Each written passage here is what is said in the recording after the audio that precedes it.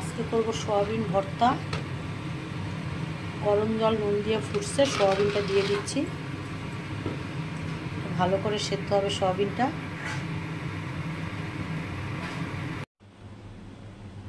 আজকে হবে সয়াবিন ভর্তা সান্তার হেসেলে। সয়াবিনটা সেদ্ধ করে নিয়েছি, গরম জলে নুন দিয়ে ভালো করে সেদ্ধ করে নিয়েছি। এবার সয়াবিনটা চিপে নেব।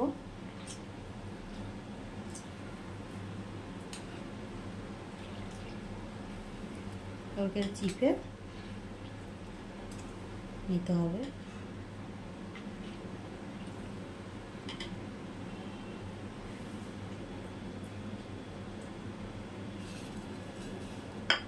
এখানে আছে সয়াবিন, এখানে আছে একটা পেঁয়াজ বড়, এখানে 7-8 কোয়া রসুন আছে, নুন পরিমাণ মতন, হলুদ পরিমাণ মতন, 2টো কাঁচা লঙ্কা, 2টো শুকনো লঙ্কা আর একটু ধনেপাতা।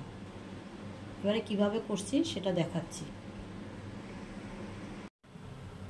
একটা ফ্রাই প্যান বসিয়েছি, তাতে দেবো শুকনো লঙ্কা, 2টো কাঁচা লঙ্কা।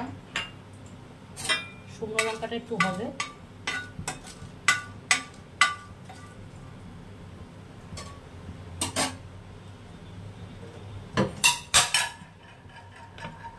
সামান্য দিয়ে দেবো সর্ষের তেল।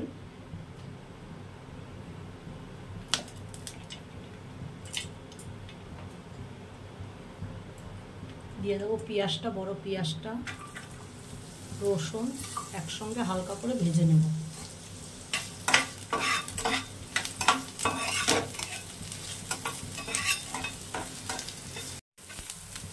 শুকনো লঙ্কা, পেঁয়াজ, রসুন, কাঁচা লঙ্কা সব একসঙ্গে হালকা করে ভাজা হয়ে গেছে। এবারে এটা পেস্ট করে নেব সয়াবিনের সঙ্গে। মিক্সির বাটিটায় পেঁয়াজ, রসুন এগুলো সব দিয়ে দিলাম ভাজা, আর দিয়ে দেব সয়াবিন সেদ্ধটা, দিয়ে পেস্ট করে নেব। সয়াবিনটা এভাবে করে পেস্ট করে নিয়েছি। যারা শিলে পারবেন তারা শিলে করে নেবেন, আমি এভাবে মিক্সার মেশিনেই করে নিলাম। ফ্রাই প্যানে 2 চামচ সর্ষের তেল দিয়ে দিয়েছি, তার ভিতরে দিয়ে দিচ্ছি অল্প কালো জিরে।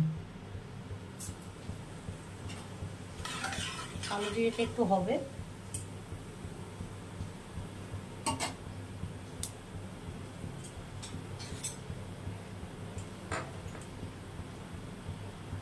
এবার দিয়ে দেবো এই সয়াবিন বাটাটা।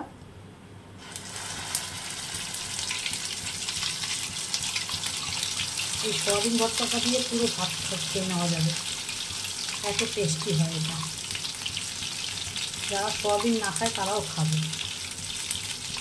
এই রেসিপিটা একবার হলেও করে দেখুন, আমি যেভাবে করছি। ভালো করে এটা নেড়ে শুকনো শুকনো করতে হবে। দিয়ে দিচ্ছি সামান্য হলুদ আর নুন পরিমাণ মতো, দিয়ে ভালো করে এটা নেড়ে নেব।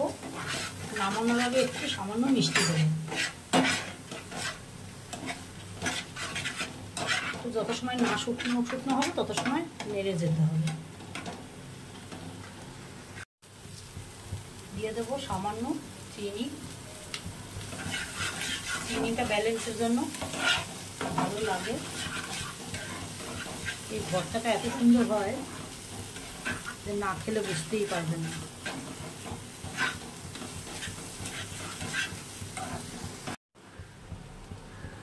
সয়াবিন ভর্তাটা একদম শুকনো শুকনো হয়ে গেছে, দেখুন।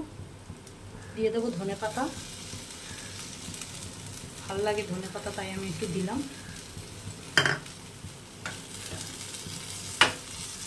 এই ভর্তাটা দিয়ে পুরো ভাত খেয়ে নেওয়া যাবে, এত সুন্দর হয়।